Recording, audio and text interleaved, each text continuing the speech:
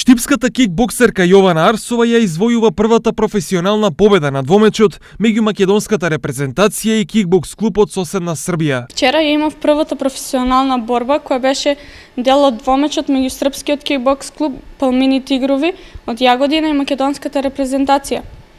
Во оваа борба ја совладав Јована Здравковиќ со 3:0 во категорија лоу-кик до 50 килограми. Иако прва професионална борба за Јована, тоа не беше пречка за неа да извојува убедлива победа.